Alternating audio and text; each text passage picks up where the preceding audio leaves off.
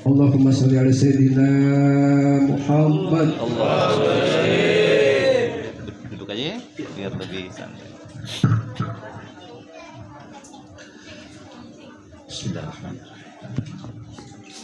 Assalamualaikum warahmatullahi wabarakatuh.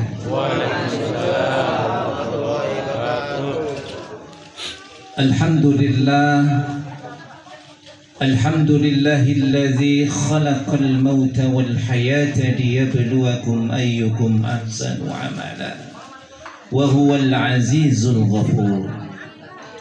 Asyhadu an la ilaha illallah wahdahu la syarika lah wa asyhadu anna Muhammadan abduhu wa rasuluhu la nabiyya ba'dah.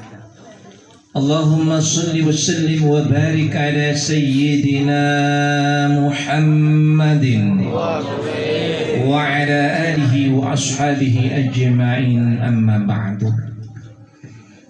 Yang saya hormati sahabat saya, sahibul bait, Bapak Haji Ramlan. Beliau ini sahabat dekat yang cukup lama, yang saya hormati sekaligus sesepuh di Dinas Lingkungan Hidup. Jadi beliau ini banyak berjasa sama saya, merekomendasikan untuk ceramah di DKI Jakarta. Luar biasa beliau ini, merekomendasikan untuk jadi penceramah di lingkungan hidup.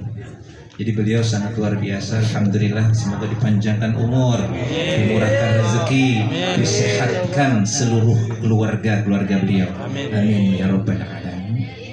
Yang saya hormati Bapak Ustadz Haji Abdul Jannah. Jadi beliau adalah tokoh agama Masjid Al-Muhajirin.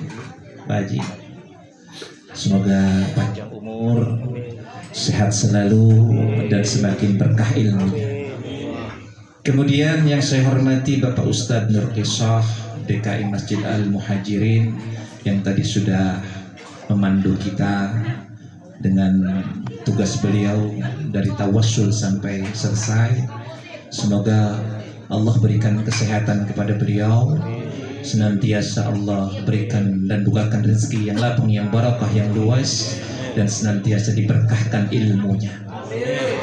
Yang saya hormati juga Bapak Ustadz Sanim, Ketua Majelis Taklim malam Senin. Pak Ustadz, saya doakan kembali semoga beliau ya Ustadz mohon maaf, semoga Pak Ustadz senantiasa diberikan kesehatan Allah Subhanahu wa ta'ala, diberikan rezeki yang melimpah, dan terutama semoga amanah sebagai pengayom atau pengajar di kegiatan taklimnya, insyaallah ilmunya Allah berkahkan.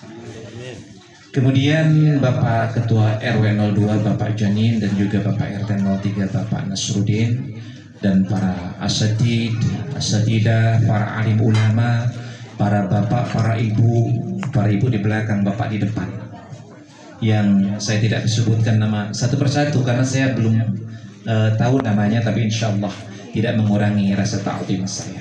Hadirin hadirat yang senantiasa dimuliakan Allah Subhanahu wa ta'ala. Alhamdulillah, di malam hari ini saya diamanahkan untuk mengisi kegiatan haul dari Bapak almarhum Muhammad Husin bin Muhammad Nur bin Haji Muhajir, kemudian Ibu Sutinah binti Jumat, dan Ibu Warijah binti Haji Dahlan. Berikut juga katanya sekaligus dengan acara halal bihalal Majelis Ta'lim malam Jumat dan malam Senin. Jadi dua tema, haul dan halal bihalal. Luar biasa nih. Jadi kalau dua bayarannya dua. Bercanda. Bener juga gak apa-apa. Double. Sekarang kita coba berbicara tentang haul. Haul itu apa sih? Haul itu adalah putaran tahun. Jadi bagaimana putaran tahun? Ketika orang wafat, dia ketemu tahun yang berikutnya, maka itu namanya haul. Termasuk dalam zakat itu ada haul. Zakat mal itu haul, ada nisab, yang umum haul. Nah, haul ini kemudian dipergunakan oleh kita dalam rangka memperingati 1 tahun, 2 tahun atau berikut-berikutnya. Apakah pelaksanaannya harus tepat sesuai dengan tanggal wafatnya? Lah, tidak mesti. Tapi dalam bulan yang sama boleh. Jadi tidak perlu tanggal yang sama. Misalnya wafat tanggal 5, harus tanggal 5 lagi di tahun berikutnya, tidak mesti. Boleh tanggal 6, tanggal 7, tanggal 8. Boleh, karena dalam hitungan haul. Lalu permasalahannya, haul itu apakah merupakan ibadah bagi kita atau bukan? Adakah pahala yang mengalir dalam haul itu? Apa manfaatnya haul? Kita harus paham nih manfaat haul. Haul itu sangat banyak manfaatnya. Manfaat yang pertama adalah bagi si mayit atau bagi almarhum almarhumah. Dengan haul kita berkumpul bersama, berdoa kepada Allah Subhanahu wa taala, terutama memohonkan ampunan kepada Allah untuk almarhum dan almarhumah. Semoga Allah Subhanahu wa taala mengampuni dosa dan kesalahan bil khusus almarhum Bapak Muhammad Husin bin Muhammad bin Haji Muhajir. Kemudian bil khusus Ibu Sutinah binti Jum'ah. Bil khusus Allah ampuni dosa dan kesalahan Ibu Walijah binti Haji Dahlan, dan mereka ditempatkan oleh Allah Subhanahu wa taala di tempat yang paling mulia di sisi Allah Subhanahu wa taala. Amin ya rabbal alamin. Pak, kemarin kurang lebih hari Senin yang lalu saya pun ditinggal oleh ibu saya. Jadi suasana Ramadan, suasana Idul Fitri, selesai Lebaran, alhamdulillah Allah sayang sama ibu saya. Luar biasa. Tidak ada rasa sedih, tapi justru saya pribadi dengan keluarga merasa bangga. Kenapa? Karena kita melihat bagaimana wafatnya orang tua kita. Jadi ketika beliau terbaring di rumah sakit dalam keadaan najat sakaratul maut, kita hadir di situ, kita melihat, kita berdoa, terlihatlah tampak wajah husnul khatimah. Jadi kalau kita ada yang najat, yang sakaratul maut, dampingi, dampingi, lihat. Jangan takut, kadang takut. Dampingi, talkinkan dengan la ilaha illallah. La ilaha illallah. Pakai tahsadat. Asyhadu an la ilaha illallah. Maka luar biasa, itu akan sangat bermanfaat bagi orang yang syakaratul maut. Dampingi Pak. Selain begitu, kita melihat orang syakaratul maut itu akan tumbuh kesadaran kepada diri kita bahwa kita pun tinggal gilirannya Pak. Jadi yang namanya kematian bukan berdasarkan abjad. Saya A, Pak Haji Ramlan R. Kalau A saya duluan dong, ya kan? Atau berdasarkan usia. Yang satu Pak Haji udah 80 tahun, saya 46, Pak Haji duluan dong. Kalau berdasarkan umur. Tetapi kematian itu tidak berdasarkan itu, tetapi berdasarkan ila ajalin musamma yang ditetapkan oleh Allah Subhanahu wa ta'ala. Bisa jadi Pak Ramlan duluan, saya belakangan. Atau bisa jadi saya belakangan, Pak Haji Ramlan duluan. Kan bisa jadi, kan kita nggak tahu. Namanya umur itu hanya Allah yang tahu. Ibu bapak hadirin hadirat yang dimuliakan Allah Subhanahu wa ta'ala, itu yang pertama, kita berdoa kepada Allah Subhanahu wa ta'ala. Lalu yang berikutnya, haul itu pun menjadi motivasi untuk kita yang masih hidup. Motivasinya apa? Kita menapaktilasi kebaikan-kebaikan almarhum almarhumah. Sepanjang beliau ini masih hadir, masih ada dalam kehidupan kita, kebaikan-kebaikan yang mengalir kepada kita. Ini yang menjadi teladan untuk kita. Kalau almarhum dulu menanamkan biasa bersedekah, maka kita anak-anaknya jangan putus. Kalau anak-anaknya putus, maka luar biasa orang tua yang wafat akan sedih. Ini luar biasa. Pak, Bu, mau nggak kita nanti berkumpul di surganya Allah bersama orang-orang tua dan anak-anak cucu kita? Mau nggak? Yakin bisa berkumpul? Kita sekarang berkumpul di tempat ini bisa menjadi sababiah kita berkumpul di surganya Allah Subhanahu wa ta'ala. Percaya tidak? Itu dijelaskan oleh Al-Quran. Walladzina amanu, orang-orang yang beriman. wattaba'athum dzurriyyatuhum biiman alhaqna bihim dzurriyyatahum.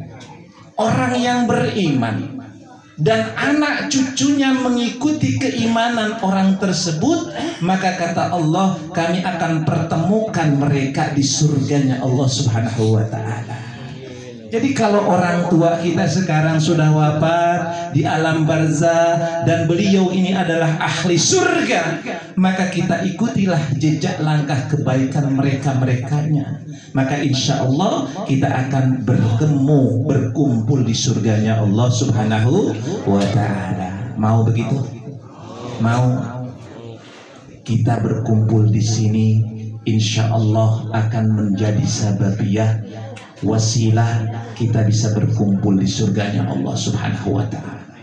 Ini yang hadir di sini, ini mukanya muka-muka surga semua ini. Ya, Masya Allah, saya melihat cahaya-cahaya surga berkilauan di wajah-wajah ini. Ini jadi saksi ucapan saya. Nanti di akhirat akan dipertanyakan itu.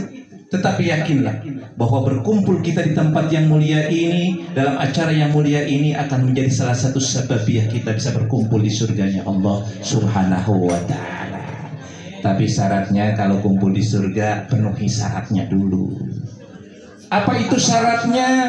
Syaratnya yang paling penting iman. Ya, iman. Iman itu apa, Pak? Iman itu percaya, yakin. Yakin dengan apa? Dengan syahadatain kita. Syahadat itu kayak gimana, Pak?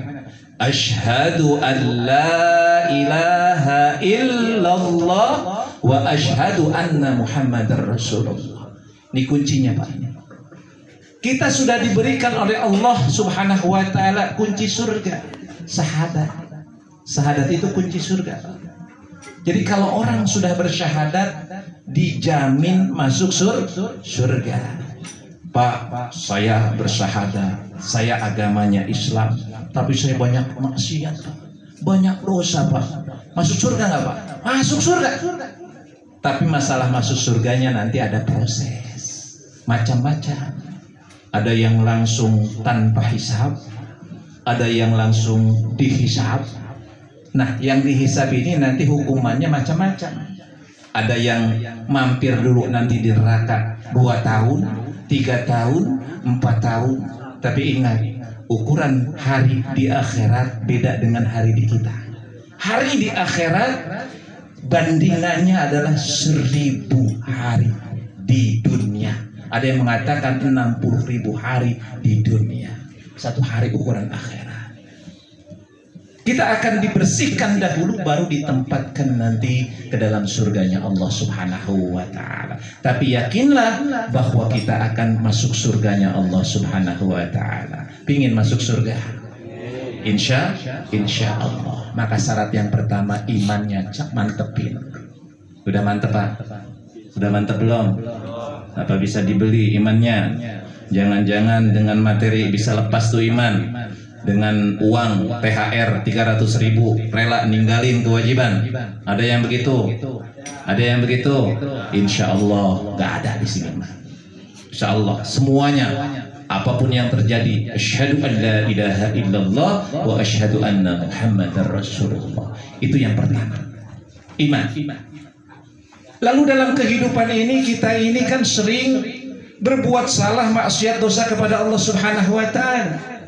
Maka iman kita ini harus dikembalikan kepada fitrahnya. Dengan apa? Dengan tobat kita. Jadi kita tobat kalau sudah melaksanakan dosa dan kesalahan, tobat kepada Allah Subhanahu wa ta'ala, minta ampunan. Ya, kalau kita selama ini banyak dosa, banyak salah, segera kita minta maaf. Apalagi di momen Lebaran, kita masih Lebaran ini. Oleh karenanya tidak ada kata terlambat. Saya secara pribadi mengucapkan minal aizin wal faizin, taqabbalallahu minna minkum syiyamana wa syiyamakum. Mohon maaf lahir dan batin. Dimaafkan tidak? Dimaafkan tidak? Insya Allah. Dimaafin nggak? Maafin. Insya Allah. Jadi kita tobat kepada Allah Subhanahu wa ta'ala. Itu syarat yang kedua. Syarat yang ketiga adalah kita harus mengikuti ajaran agama Islam. mengikuti ajaran agama Islam. Jadi kalau kita sudah beragama Islam, mau tidak mau harus mengikuti ajaran Islam. Bukan hanya di masjid saja, sedang di Masjid Al-Muhajirin Islam, giliran di masyarakat semau-maunya, giliran di pekerjaan semau-maunya, ngikutin sekuler. Gak begitu. Mengikuti Islam itu harus totalitas. Seluruh jiwa raga kita serahkan kepada Allah dan Rasulnya. Maka ketika Allah dan Rasulnya memerintahkan sebuah perkara, tidak ada kata tidak kecuali kita lakukan. Contoh, Allah memerintahkan sholat 5 waktu, boleh nggak kita nolak? Boleh nggak kita nolak? Nggak boleh. Laksanakan. Allah memerintahkan puasa, wajib dilaksanakan tidak? Wajib dilaksanakan tidak? Wajib. Walaupun kemarin-kemarin banyak juga laki-laki yang lagi mencret. Kalau perempuan makan bulan puasa di tengah jalan, di warung-warung pinggir jalan mah wajar. Ya, dia ada halangan yang diberikan Allah sebagai rasa kasih sayang. Kalau laki-laki masih banyak yang begitu, Pak. Di tempat saya di Harapan Baru masih begitu, Pak. Ada aja tuh. Padahal luar biasanya berani banget di jalan sambil ngerokok, sambil minum. Nauzubillahi min dzalik. Berani dia nentang Allah dia. Padahal siapa lu? Ya, ketabrak bebek aja berdarah-darah, ya enggak? Kesundut rokok aja aduh-aduhan melepuh. Kenal pot kena kaki aja melepuh, sombong dia. Orang yang seperti ini, Masya Allah, innalillah. Hati-hati Pak. Jadi jangan sampai kita, kalau ada yang begitu di lingkungan kita, tegur Pak. Tegur. Karena kewajiban kita. Jadi man ra'a minkum falyughayyir biyadihi. Maka nih kepala wilayah, tokoh agama, tokoh masyarakat di lingkungan kita di RW 02 ini, kalau ada masyarakat yang begitu, orang begitu, jangan dibiarin. Kalau kita biarin, maka kita tenggelam semuanya, Pak. Ibaratnya kita naik perahu, ada satu seorang yang membolongi itu perahu, mau dibiarin apa dicegah? Dibiarin apa dicegah? Dicegah, Pak. Kenapa kalau harus dicegah? Karena kalau tidak dicegah semuanya tenggelam. Jadi kalau ada di lingkungan kita ini orang-orang yang berani menentang Allah dibiarin, yang tenggelam bukan hanya dia, tapi kita pun ikut tenggelam. Makanya Bapak RT, RW, Bapak tokoh agama, para ustadz, jangan diam. Ya, cegah orang-orang melakukan perbuatan-perbuatan menentang Allah Subhanahu wa Ta'ala. Itu apa yang diperintahkan Allah dan Rasulnya. Tidak ada kata tidak kecuali kita lakukan. Lalu berbicara tentang masalah halal bihalal, silaturahmi. Silaturahmi ini senjata yang luar biasa. Silaturahmi ini begitu ditekankan oleh Allah dan Rasul. Dalam hadisnya Rasulullah menjelaskan, barang siapa yang ingin dilapangkan rezekinya, dipanjangkan umurnya, maka bersilaturahmilah dia, sambungkan silaturahmi. Benar apa salah? Benar apa salah? Makanya saya alhamdulillah silaturahmi kesini nih. Saya sambungkan ikatan yang kemarin jauh dengan Pak Haji Ramlan. Alhamdulillah, insya Allah saya akan dilapangkan rezekinya, dipanjangkan umurnya. Jangan salah Pak. Kadang orang bertanya, doanya orang-orang kaum muslimin itu nyampe apa kagak? Kalau kita berdoa untuk saudara kita, nyampe enggak? Nyampe enggak? Nyampe enggak? Sampai. Mana dalilnya? Coba dalilnya kita lihat di dalam surat Al-Hasyr ayat 10. Walladzina ja'u min ba'dihim yaquluna rabbana ighfir lana wa li ikhwanina alladhina sabaquna bil iman wa la taj'al fi qulubina ghillan lil ladzina amanu rabbana innaka ra'ufur rahim. Jadi orang-orang yang datang sesudah mereka berdoa kepada Allah, ya Allah, ampunilah dosa saudara-saudara kami. Rabbana ighfir lana wa li ikhwanina alladhina sabaquna bil iman, yang mereka telah dahulu dalam iman dan wafat. Jadi kita berdoa untuk saudara kita sekarang berkumpul di sini, Kita mendoakan almarhum Bapak Muhammad Husin bin Muhammad Nur bin Haji Muhajir, almarhumah Sutinah binti Jumat dan Ibu Walijah binti Haji Dahlan. Itu pahalanya sampai, doa kita sampai. Kenapa sampai? Karena kita adalah agamanya, agama Islam, itu saudara kita. Jadi makanya kadang-kadang ada orang yang suka iseng, wah ngapain kamu doa bareng-bareng, nggak nyampe itu katanya. Padahal itu sampai. Makanya doa di masjid kita ini doanya kencang, tapi jangan kencang-kencang banget. Kadang ada orang ya, maaf, kalau sudah sholat doanya sendiri-sendiri.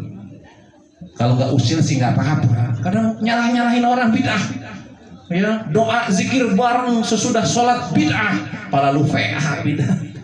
Dari mana bid'ah? Iya bid'ah, tapi itu bid'ah hasanah, la bid'ah sayyi'ah. Bid'ah itu satu, nggak ada lagi hasanah. Belajar dari mana kamu? Bid'ah itu ada dijelaskan oleh Rasulullah. Dalam zaman Rasul itu nggak ada sesuatu yang nggak bid'ah kok. Ya, coba zaman Rasul itu banyak hukum-hukum yang terjadi justru dilakukan oleh para sahabat. Saya tanya, azan yang mengajarkan azan, awal azan itu apakah Rasulullah, apakah para sahabat? Saya tanya, permulaan azan itu Rasulullah mengajarkan langsung apa bisa biasa sahabat?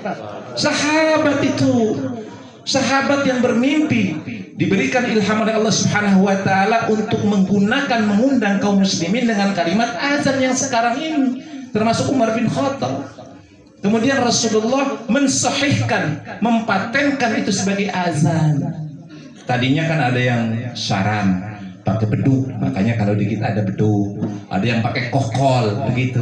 Tapi kemudian ada sahabat yang menjelaskan kepada Rasulullah 3 hari bermimpi dengan demikian, maka Rasulullah mempatenkannya.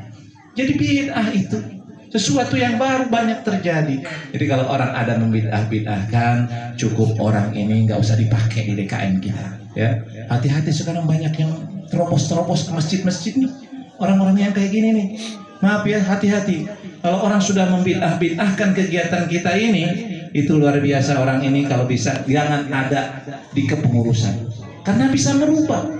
Banyak Pak institusi lembaga-lembaga yang tadinya menyelenggarakan kegiatan-kegiatan nuzulul Quran, Isra Mi'raj, Maulid, gara-gara orang ini nembus kepengurusan, hilang Pak.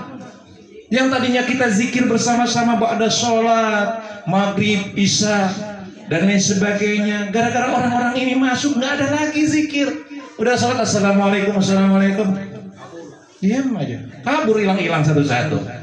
Mending kalau berdoa, doanya Allahumma lantas jalan, apa begitu. Luar biasa, hati-hati dengan hal ini.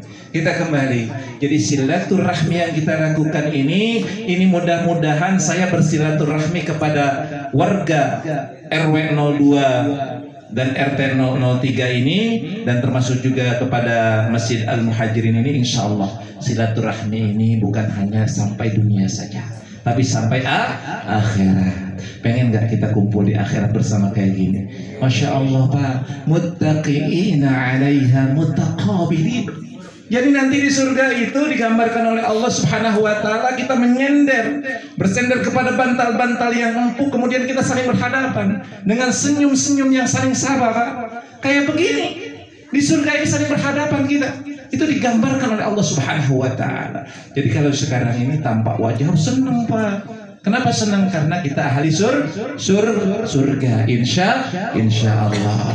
Ibu bapak hadirin hadirat yang dimuliakan Allah Subhanahu wa taala, mari kita sama-sama, acara haul yang sekarang kita lakukan ini adalah terutama tentunya Bapak Haji Ramlan menginginkan doa dari kita, dari anak-anak keluarga. Ingat Pak, idza mata ibnu Adam inqata'a amaluhu illa min salasin.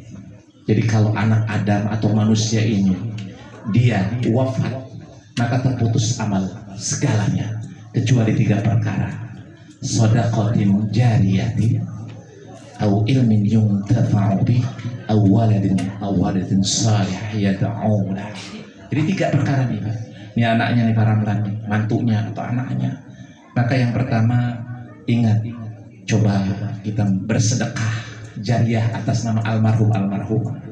ada musola, AC-nya masih 2, buru-buru tuh lahan untuk kita, tambah lagi 3 lagi atas nama almarhum. Insya Allah kalau AC itu masih nyala terus dipergunakan, itu pahalanya ngalir untuk almarhum. Jangan pernah pelit kita. Selain almarhumah mendapatkan, kita juga dapat. Jadi luar biasanya Allah itu, bisnisnya Allah itu multi level marketing. Kita dapat, orang tua kita dapat. Makanya jangan lupa nih Pak Haji, habis ini masjid kita tuh kurang AC-nya, ya tambahin lagi 2 lagi, ya insya Allah, ya niat dulu insya Allah, ya kalau nggak ada Pak Haji bisa juga yang lainnya ya, patungan saja, ini jariah untuk kita, ya luar biasa. Lalu yang kedua, ilmu yang bermanfaat. Ya kita ilmu untuk anak istri kita, keluarga kita, orang lain. Dan yang ketiga anak-anak nih luar biasa, anak-anak almarhum. Ingat, ketika kita berbuat buruk, orang tua kita di alam barzakh menangis. Orang yang wafat ini sekarang di alam barzakh. Ingat, di dunia ini ada 2 alam. Ada alam manusia, ada alam jin. Percaya dengan alam jin, Pak?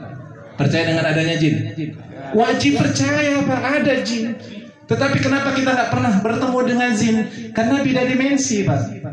Beda dimensi itu artinya begini, coba. Bapak sekarang telepon saudara yang di Amerika. Sekarang di Amerika jam berapa? Di kita sekarang mungkin jam 8, di Amerika jam berapa? Jam 5 atau jam 12 kurang lebih. Itu kita telepon di sini, tapi waktu harinya berbeda. Kita terpisah oleh waktu, tapi bisa bicara, benar nggak? Kita bisa ngomong dan nyambung, padahal waktu berbeda. Di sini jam segini, di sana jam sekono, beda. Ini dimensi yang berbeda. Di alam jin juga dimensi berbeda. Ada alam, yaitu alam barzakh, alam pembatas antara dunia dan akhirat, di mana ruh ini dikumpulkan oleh Allah Subhanahu wa Ta'ala di alam barzakh yang nanti akan menunggu sampai akhir kiamat. Malaikat Israfil meniupkan sangkakala yang kedua akan dibangkitkan. Luar biasa, waktunya panjang, tak terhingga. Sekarang Bapak percaya dengan adanya azab kubur? Percaya dengan adanya azab kubur? Percaya tidak? Banyak Pak kejadian-kejadian. Bahkan ingat gak di hadisnya Rasulullah, bagaimana ketika beliau melewati sebuah makam, beliau kemudian mendengar suara jeritan tangisan yang sedang diajak oleh malaikat.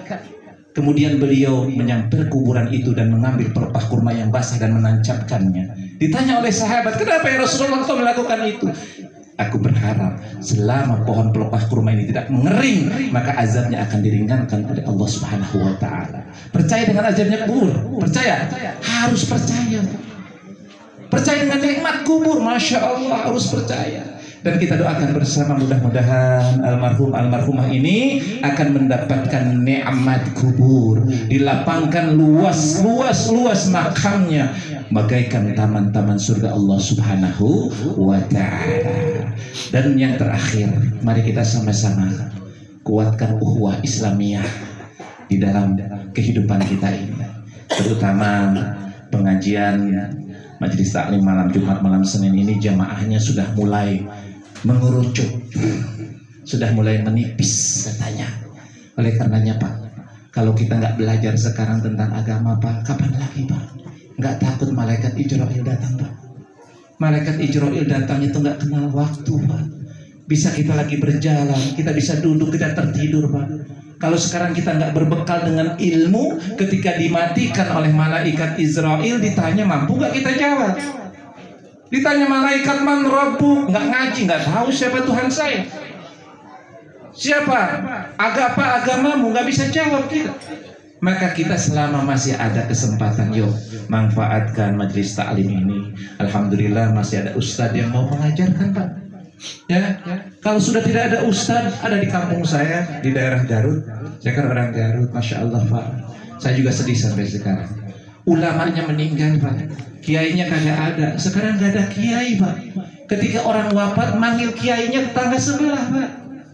Sampai manggil kiai untuk mengafani, menyolatkan, sampai mentahlilkan, manggil ulama dari tetangga sebelah dan kampung sebelah.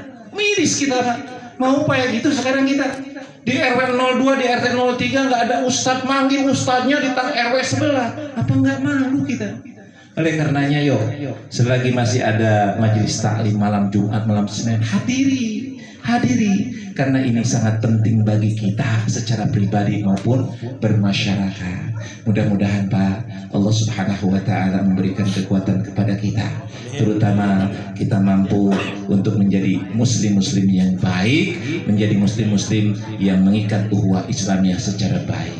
Intinya yang pertama, mari kita doakan Bapak Muhammad, almarhum Bapak Muhammad Husin bin Muhammad Nur bin Haji Muhajir, Ibu Sutinah binti Jum'ah, Ibu Walijah binti Haji Dahlan. Allah Subhanahu wa Ta'ala ampuni segala dosa dan kesalahan beliau-beliau.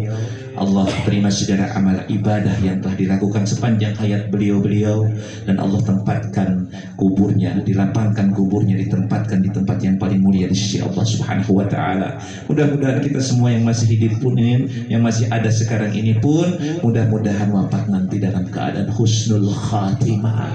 Mudah-mudahan kalimat yang keluar dari lisan kita adalah kalimat asyhadu an la ilaha illallah wa asyhadu anna Muhammadar Rasulullah. Amin ya Allah ya Rabbal alamin.